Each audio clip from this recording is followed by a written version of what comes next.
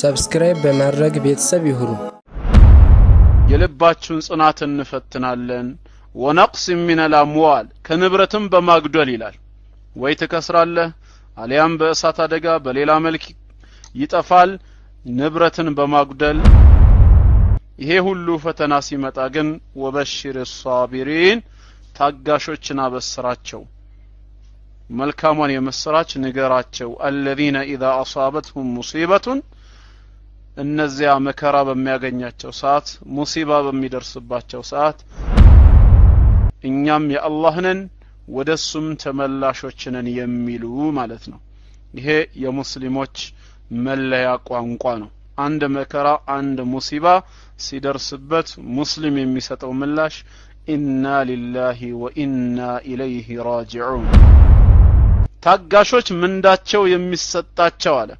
ምንዳቸው የሚሞላላቸው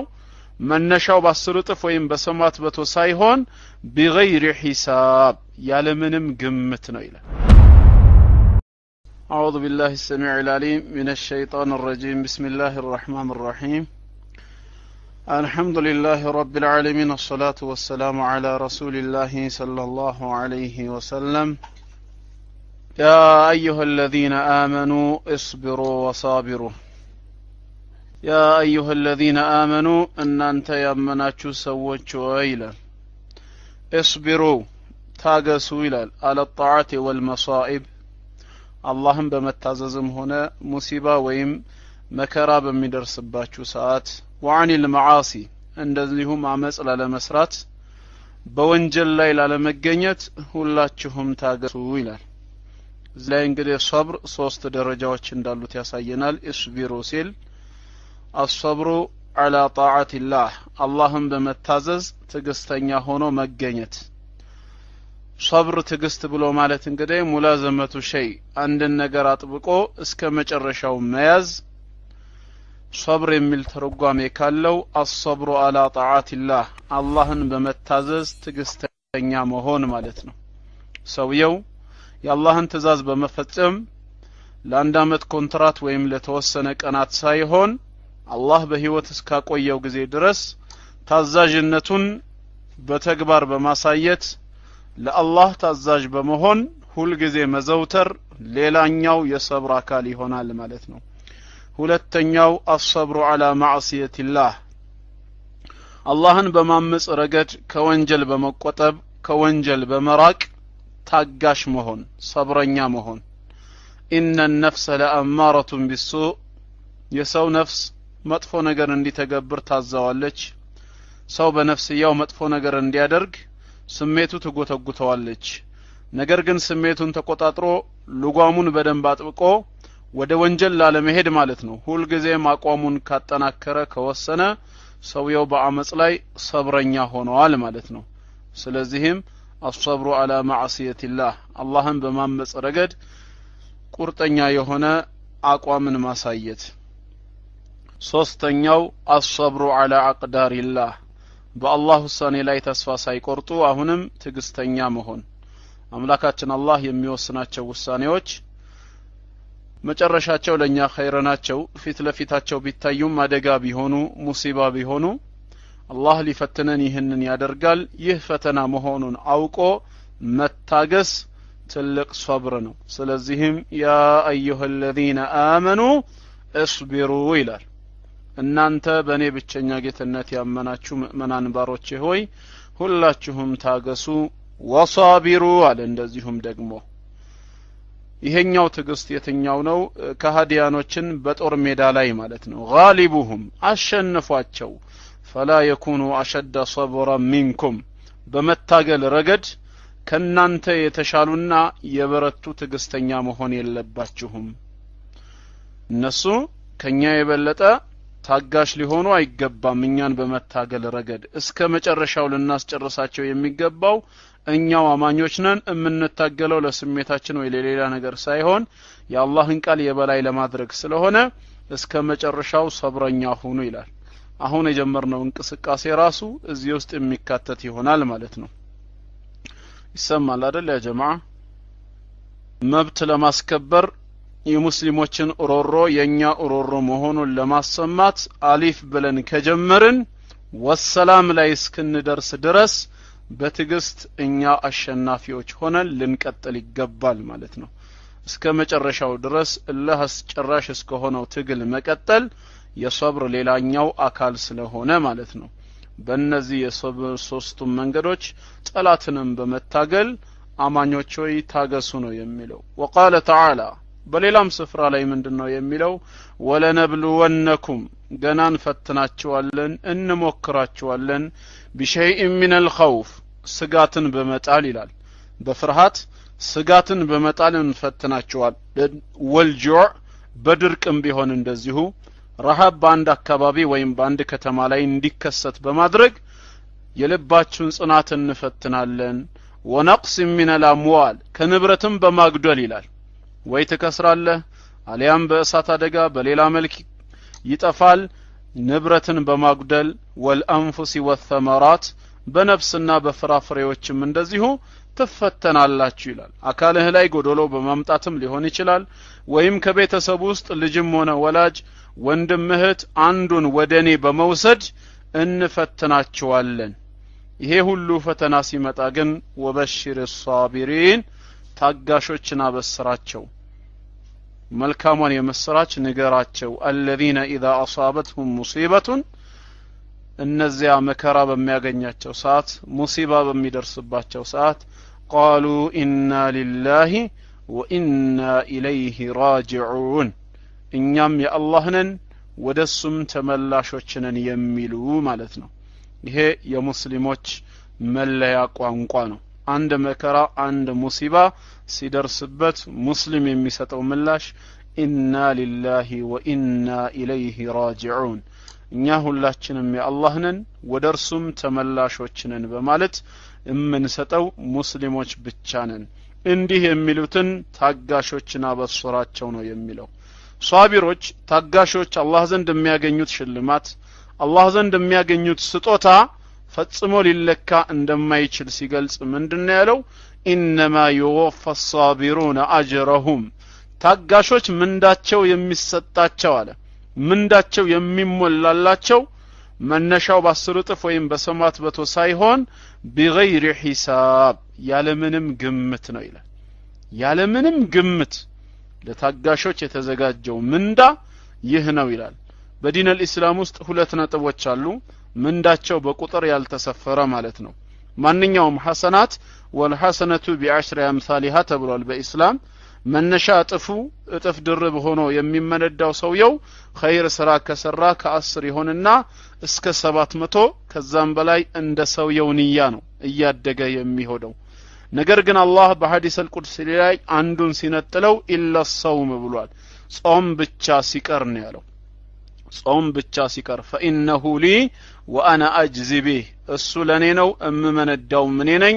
በቁጥር የማይለካ ምንዳ ነው ብሎታል። እዚህ ጋር ደግሞ إنما يوفى الصابرون أجرهم بغير حساب ታጋሾች ምንዳቸውን የሚያገኙት ያለ ግምት ነው ይላል። የሷቢሮች ምንዳ እጅግ ከፍተኛ መሆኑን አላህ ይገልጽልናል ማለት ነው። በሌላም አየት ታጋሽነትን ማሳየት ትግስተኛ መሆን የቁርጠኞች መለያ ባህሪ መሆኑንም አላህ ገልጾታል። ወለመን ሰበረ የታገሰ ሰውና ወገፈረ ይቅር ያለ በይቅርታ ያለፈ ሰው ኢነ ذلك لمن عزم الامور እነዚህ ነገሮች ከቆራጥ ጉዳዮች ከቆራጥ ባልተቤቶች ናቸው ነው። ለኔ ነው የሚለውን ዝርዝርልን ሁድሁድ ኢላ الصوم ጾም ብቻ ሲቀር አምላካችን አላህ አደም ልጅ ምንዳው ለርሱ ነው ምንዳው ከ10 እስከ 700 እጥፍ ድርብ አድርጌ እከፍላለሁ። ኢላ الصوم አለ ጾም ብቻ ሲቀር فإنه لي እርሱ ለኔ ነው አለ። ለምንድነው አላህ ሌሎችም ዒባዳዎች የሱ ሆነው እያሉ የሚፈጸሙት ጾምን ነጥሎ ለኔ ብቻ ብሎ የተናገረው? فإنه ترك شهوته ስሜቱን የምግብ ፍላጎቱን ሊአጅሊ ለኔ ብሎ ስለተወ ይላል።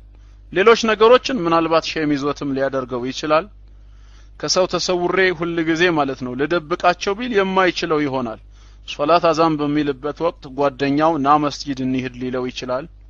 ብር ካለው ዘካ በሚሰበሰብበት ሰዓት በግልጽ ሊጠየቅ ይችል ይሆናል ጾመኛ የሆነ አካል ግን ማን መጾም አለ መጾሙ ሳይታወቅ ከፈለገ ጾሙን ሊያጠፋ ይችላል ለሰዎች ጾመኛ መስሎ ጾሙን ሊያጠፋ ይችላል ተደብቆ መብላት ይችላል በሻወርም ይሁን በሽንት ቤት ወይም በሌላ ቦታ ሊጠጣ ምግብ ሊበላ ይችላል ይህንን ማድረግ እየቻለ እኔን ብቻ በሩቅ ፈርቶ በማድረጉ ጾም የኔ ነው ብሎ አላህ ከዒባዳዎች መካከል መነጠሉን ያሳየናል ማለት ነው ግልጽ ነው እና ያው ርዕሳችን ኦሬዲ ጾም በሰብር ላይ ነው በጾም ጉዳይ አይደለም እና እዚህ ላይ የሷቢሮችን ደረጃ ያሳየናል አምላካችን አላህም ከታጋሾች ጋር ነው አላህ ከታጋሾች ጋር መሆኑን በሌላ አየት ላይ ገልጿል استعينوا بالصبر والصلاة በትግስትና ሰላትን ወቅቱን ጠብቆ በመስገድ ላይ ሁላችሁም ተጋገዙ ይላል ተረዳዱ ان الله مع الصابرين አላህ ከታጋሾች ጋር ነውና ይላል አምላካችን አላህ ከታጋሾች ጋር ነው ሁሌም ሰላት በመስገድ እንደዚሁም ደግሞ በትግስት ላይ ተረዳዱ አደራ ተባባሉ ይላል ወለነብሉወነኩም እንፈትናችኋለን ይላል አላህ እንሞክራችኋለን حتى نعلم اي اظهر علمي እውቀቴን ይፋስ ካደርገው ድረስ ይላል በተግባር እስከናሳያችሁ ድረስ المجاهدون منكم والصابرين ከናንተ ውስጥ የሚታገሉትንና ታጋሾችን ለይተን እስከናሳውቃችሁ ድረስ እንፈትናችኋለን እንሞክራችኋለን ነው የሚለው እና والآيات في الأمر بالصبر وبيان فضله كثيرة معروفة ትግስትን በተመለከተ የትግስትን ደረጃ የሚገልጹ የቁርአን አንቀጾች እጅግ ብዙ ናቸው ሶብር ጥቅሙ ትልቅ ነው ማለት ነው ከነዚህም መካከል በሐዲስ ከተገለጹት وعن ابي مالك الحارث بن عاصم الاشعري رضي الله عنه قال قال رسول الله صلى الله عليه وسلم ነብያችን صلى الله عليه وسلم ኢማሙ ሙስሊም በዘገበው የሐዲስ ሰንሰለት ላይ ምን ይላሉ الطهور شطر الايمان አሉ ንጽህና የኢማን ግማሽ ነው አሉ ንጽህና ወደ ኢማን ግማሽ የሚደርስ ነው ንጹህነት የሙስሊሞች መለያ ባህሪ ነው ወልሐምዱሊላህ ተምለኡል ሚዛን አልሐምዱሊላህ ብሎ አላህን ከልብ ማመስገን በኸይር ስራ ሚዛን ላይ የሚሞላ ነው ወሱብሃንአላህ ሱብሃንአላህ ወልሐምዱሊላህ ማለት ደግሞ ማለት ነው አላህ ከጎዶሎ ባህሪያት ሁሉ ፍጹም የጠራ ነው ምስጋና የሚገሚሱ ብቻ ነው የሚለው የዚክር ቃላቶች ተምለኡ ማ በይነ السماوات والارض በሰማያትና በምድር ያለውን ሁሉ በመሙላት ሚዛን የሚደፉ ናቸው ወሶላቱ ኑሩን ሶላት ለሰጋጁ ብርሃን ነው ነገ የውመል ቂያማ ወሰደቀቱ ቡርሃኑን ሰደቃ ምጽዋት ማውጣቱ ደግሞ ለግለሰቡ ኢማን ለመኖሩ በቂ ማስረጃ ነው ወሰብሩ ዲያኡን እንደዚሁም ወጋገን ነው ትግስት አሉ ትግስት ለሰውየው ወጋገኑ ነው ወልቁርአን ቁርአን ደግሞ ማንበብህና በቁርአን ህግ መኖርህ ሁጀቱ ለክ ነገ የውመል ቂያማ ለአንተ ቋሚ ማስረጃ ነው ተከላካይ ሽማግሌ ነው ካልሆነም ካላነበብከውና ካልሰራህበት አው አለይክ ባንተ ላይ ማስረጃ ይሆንብሃል ነው ኩሉ الناس يغدو እያንዳንዱ ሰው ይማልዳል ይወጣል ማልዶ ወደ ስራ ይሄዳል فبائع نفسه ነፍሱን ይሸጣታል فمعتقها ከእሳ ነፃ አውጥቷት አትርፎ የሚመለሳለ አው ሙቢቁها ወይንም ነፍሱን አጥፍቷት ከአላህ ቁጣ ሸምቶ የሚመለሳለ አላህ ይጠብቀን ሶብር እዚህ ላይ እንግዲህ ወጋገን መሆኑ ተጠቅሷል ማለት ነው እና ትግስትን የመሰለ ምንም ነገር የለም وعن ابي يحيى صهيب ابن سنان رضي الله عنه قال قال رسول الله صلى الله عليه وسلم ነብያችን አለይሂ ሰላቱ ወሰለም ሲናገሩ ምን ይላሉ عجبا لامر المؤمن የሙእሚን ነገር እጅግ ይደንቃል አሉ የሙእሚን ነገር እጅግ ይገርማል ان امره كله له خير ነገሩ ጉዳዩ በጠቅላላ ለርሱ መልካም ነው የሚሆንለት وليس ذلك لاحد الا للمؤمن ይሄ ደግሞ ለማንም የለም አላህን ላመነ ሙእሚን ካልሆነ በስተቀር የሙእሚን ነገር ሁሉ ነገሩ ለሱ ኸይር ነው አሉ ይህንንም ሲያብራሩት ምን ብለው ነው የገለጹት ኢን አሳበትሁ ሰራኡን አንድ የሚያስደስት መልካም ነገር በሚያገኘው ሰዓት ሸከረ ጌታውን ያመሰግናል ከመስመር አይወጣም ወይም ደግሞ በሌሎች ላይ አይንቦጣረቅም ከመስመር አይወጣም አላህን ያመሰግናል ፈካነ ኸይረን ለህ አላህን በማመስገኑ መልካም ይሆንለታል ወኢን አሳበትሁ ضራ ሰው ነውና አሁንም ችግር ወይም ጉዳት ደግሞ ሲያገኘው ተስፋ በመቁረጥ የሚያማርር መንገድ የሚስትም አይሆንም ሶበረ ይታገሳል አሉ ፈካነ ኸይረን ለህ ይህም ለሱ ምን ይሆንለታል መልካም ይሆንለታል አሉ ስለዚህ በመከራ ሰዓት ትግስት ማድረግ መልካምነቱን የሚገልጽ ነው ማለት ነው እና ሁላችንም በሶብር ላይ ልንተጋገዝ ልንተባበር ይገባናል እስኪ አንድ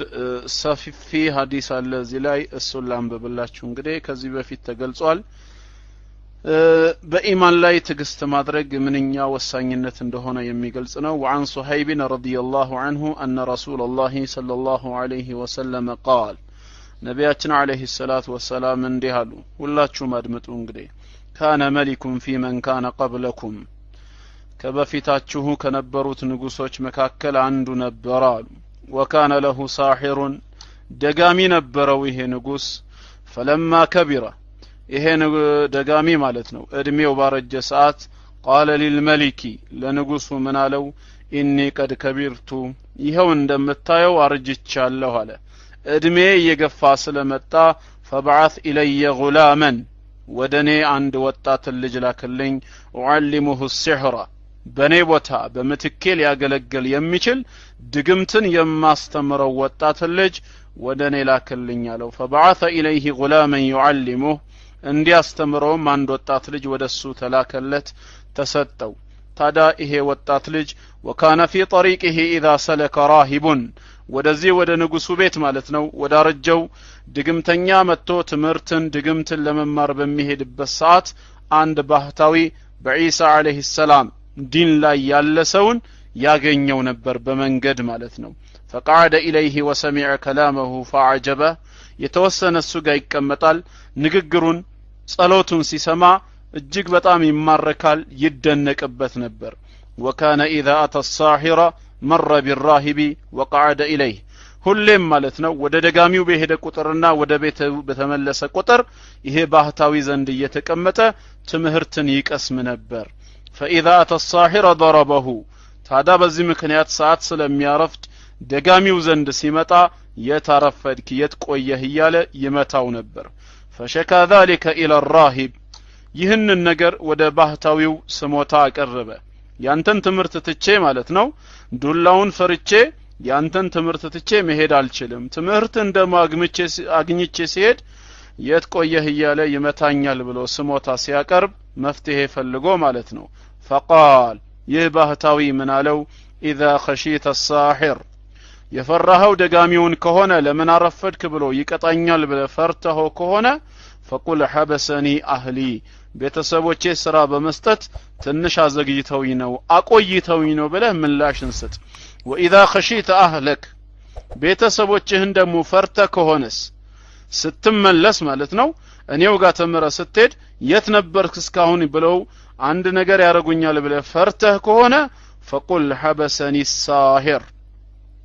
ደጋሚው አቆየኝ በማለት መላምትን ፍጠር አለው እንግዲህ ይሄ ሐዲስ ለኛ ምን ያስተምረናል ማለት ነው ሰው የራሱን ዲን በመማር ረገድ ለአኺራ የሚጠቅመውን ነገር በማወቅ ረገድ እንቅፋት የሆኑበት ነገሮች ፊትለፊቱ ካጋጠሙት እነዛን እንቅፋቶች ማለት ነው ሌላ መውጫ መንገድ አጥቶ በእንደዚህ አይነት መንገድ ብቻ መትረፍ የሚችል ከሆነ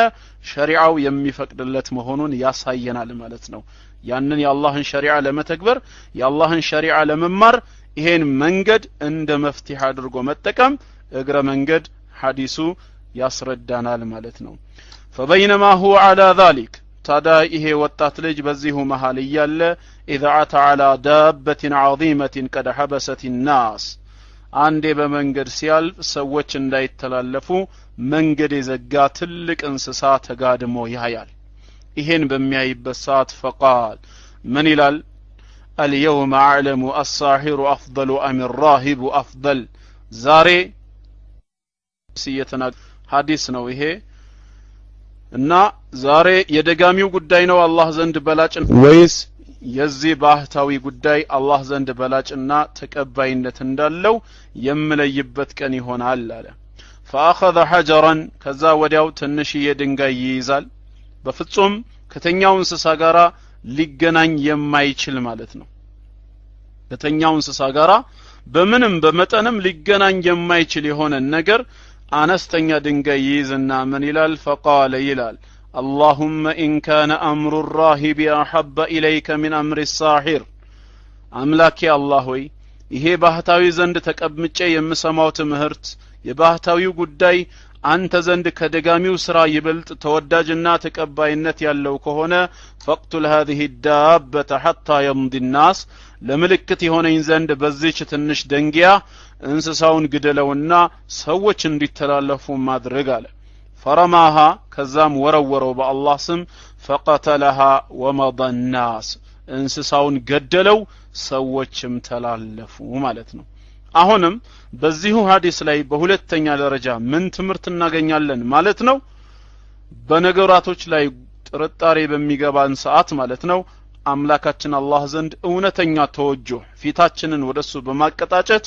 አላህ ነገራቶችን እንዲለይልን መጠቀም እንደምንችልና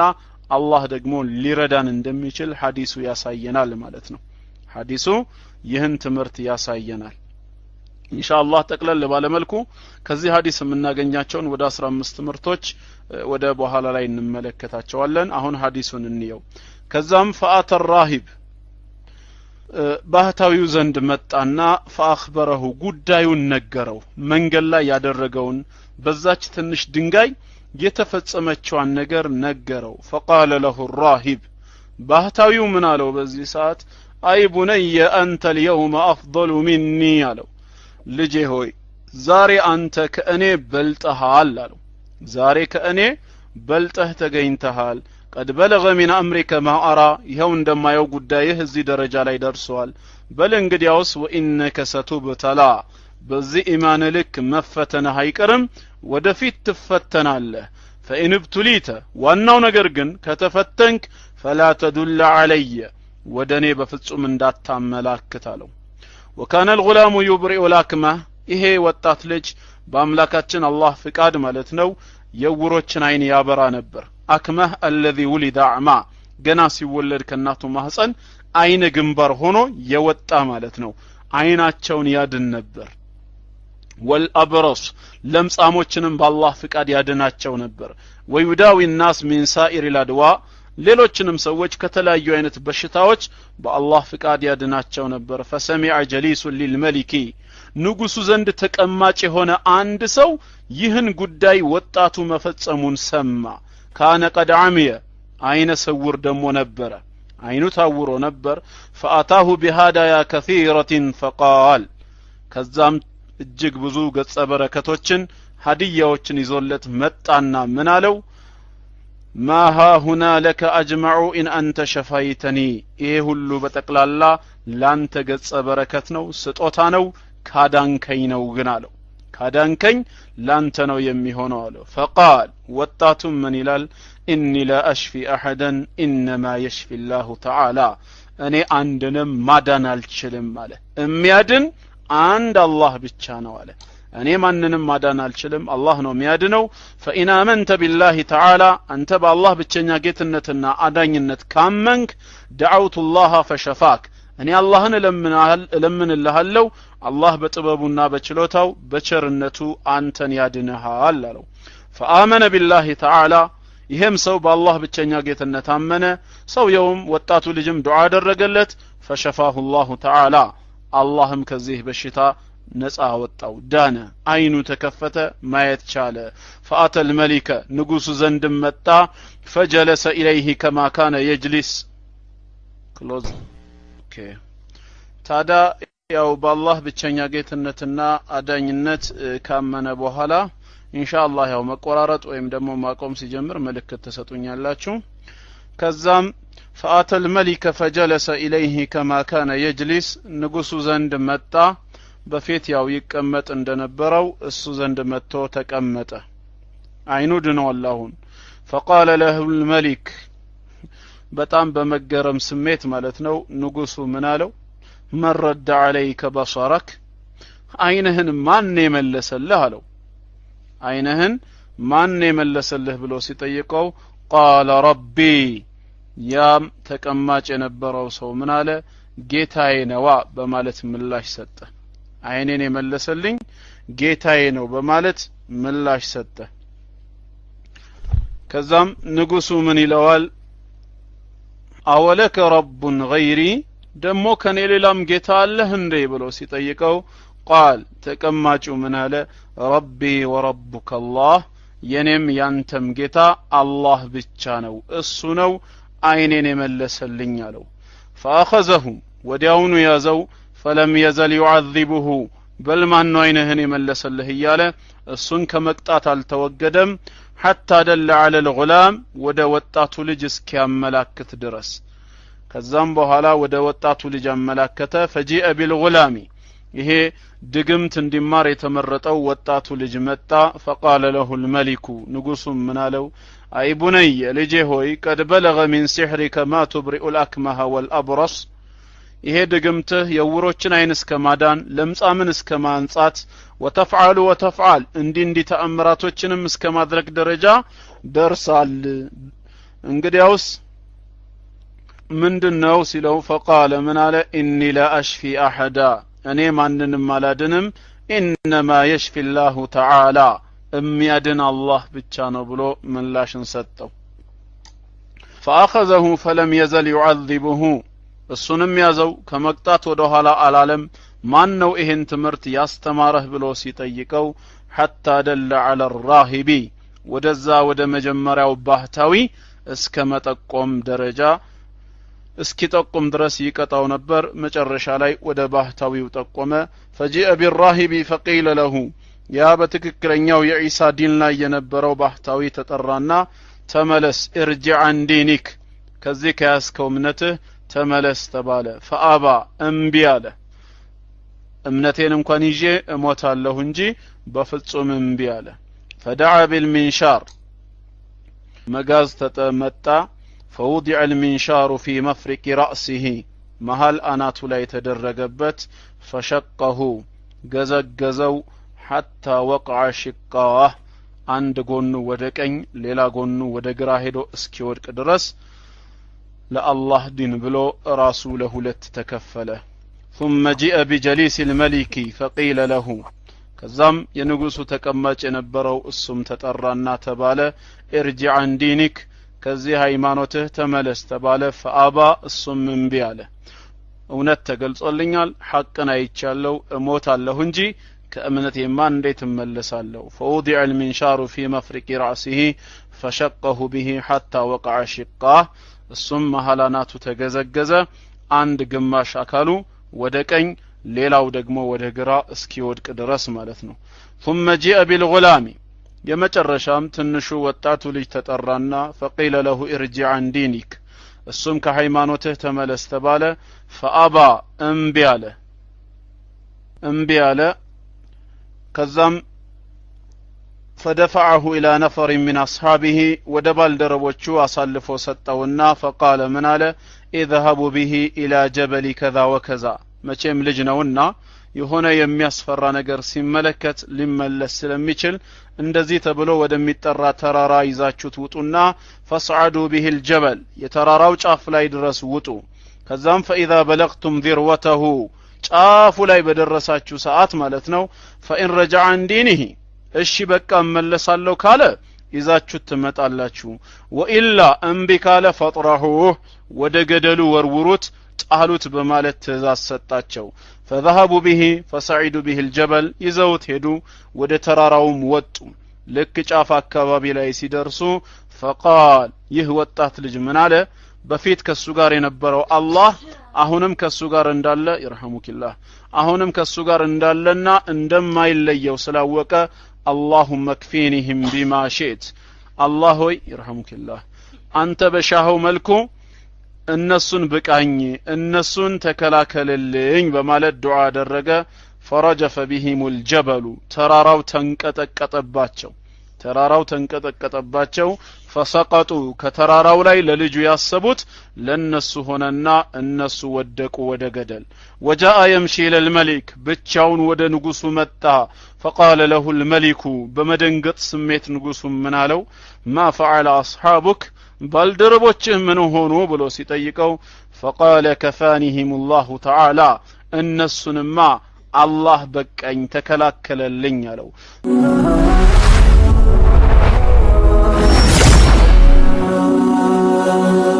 ሰብስክራይብ በማድረግ ቤተሰብ ይሁኑ